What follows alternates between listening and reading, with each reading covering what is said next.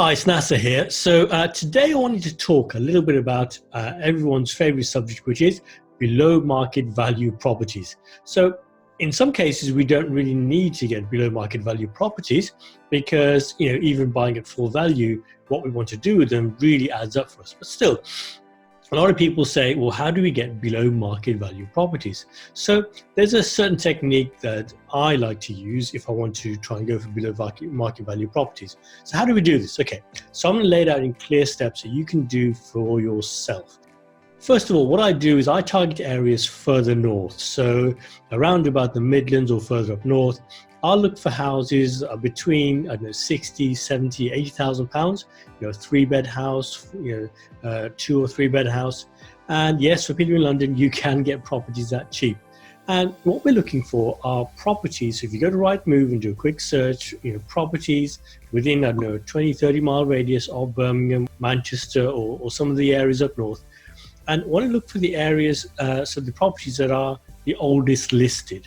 And you start doing a search on those properties, you just do a short list. There are ways in which you can automate this, and this is some of the techniques that I do show people. But let's just say that you're going to do it manually for now. You get your short list up. You order them by the oldest property, so something that's maybe 6 months or 7 or 8 months even that hasn't been sold. And then what you do is simply call up the estate agent, and I'm going to give you exactly what you need to say to them. You're going to call up the estate agent and say, listen, I'd like to talk about number 1 Acacia Avenue or whatever it is. And, so you want to wait until they say, yeah, can I help you? Because many people who are beginners, often they'll just jump on the phone and say, hey, number 1 Acacia Road, I want to ask about da, da, da, da, da, da. And you may be speaking to someone who just has no idea about the property. So when they say, yeah, fine, I'm okay, yeah, so how can I help you? What you want to say is something like this. So, hi, yes, I didn't want to offend anyone, but I'm going to be honest with you that all I can do is afford to pay, and then you say, about 20% underneath the price. So, if it's £60,000, then you're going to knock off about 20% of that, which is about £12,000. So, sorry, I can only afford to pay about £48,000 for this. Is it worth me making an appointment to make a viewing? I don't want to waste your time. I don't want to offend anyone. And if they say, no, I'm sorry, the vendor is looking for the price close to the asking price, and you say, no problem, okay, trust me on this, you're not going to die, you're not going to offend anyone, you've already kind of apologized in advance, and the worst thing that can happen is they say no.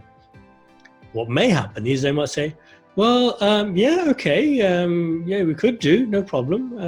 When were you thinking? And then it can get interesting. So then you go and make an appointment, which on a day that suits you, go and make a viewing, have a look at the place, and then, you're in a position to potentially make an offer on a property that, you can get something much cheaper than the asking price.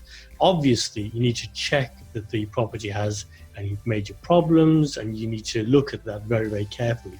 One of the other things that you can do once you get hold of the property is then maybe look into, whether you're going to turn it into an HMO, a multi-let, a service accommodation, whether you're going to package it as a deal.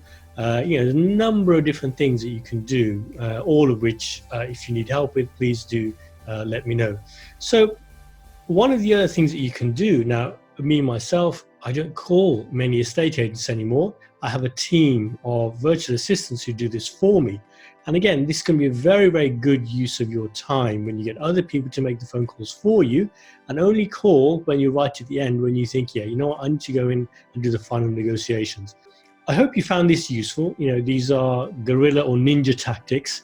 And I think that if you can follow this path, you can get some amazing results. If there's anything I can help you with, please do let me know. Hit the like button and subscribe to the videos, because there's lots more interesting stuff like this coming up soon. Have a great day.